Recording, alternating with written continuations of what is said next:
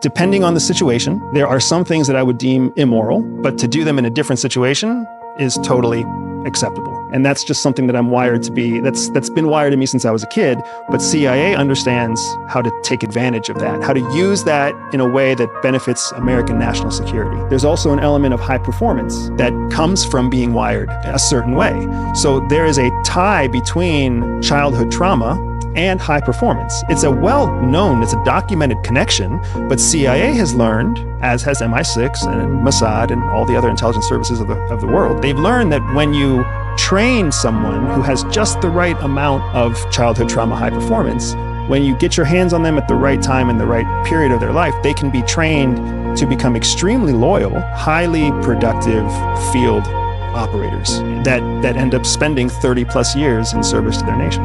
When did they get their hands on you? They recruited me when I was 27 years old, coming out of the military in 2007. I was looking for whatever the next step was going to be, and that was when I was approached by a CIA recruiter.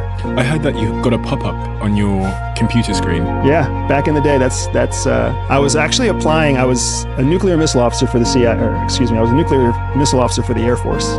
And a nuclear missile officer in the Air Force controls nuclear ICBMs. So I wore the little ring. Wait. What's a nuclear ICBM? So a nuclear ICBM is a nuclear intercontinental ballistic missile. So the large missiles that carry nuclear warheads for mutually assured destruction, nuclear war type of stuff. So you controlled the nuclear missiles? I was half of who controlled them. I wore one ring, somebody else wore a different ring, and that was how a nuclear missile got launched. What does the ring do? So the ring is a key. On the end of it is a key, and when you get a nuclear code that comes in, the code, you put it into an old school computer system, and the two of you take your key ring and you insert it into the silo operating system, and then you turn in unison, and when you turn in unison, it launches a nuclear weapon.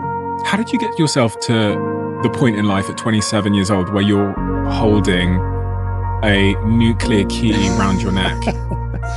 I would love to say it was a series of good decisions, but it wasn't. I did what I was told. That's how I got there. I did what I was told when I was in high school, and I got good grades. And then my mom told me that the best school of all the universities that chose me, the best school I should go to is the Air Force Academy. So then I accepted a full ride scholarship to the United States Air Force Academy, where I did what I was told, and I graduated as a lieutenant.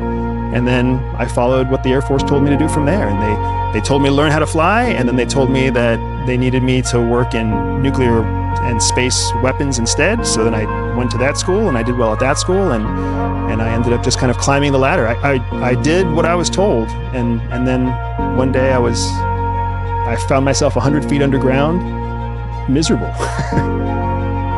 It's a horrible job. Why? So in 2007, when I was a nuclear missile officer, you sit in a launch control capsule, an LCC, that sits 100 feet underground. And you sit there on a 72-hour shift with one other person, the other person who holds the other key.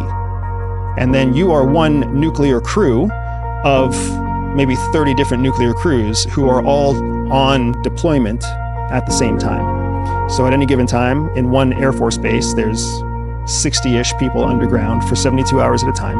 And then in a different missile base, there'll be a different 60 people underground. And your whole job is just to sit there and wait for nuclear war to break out.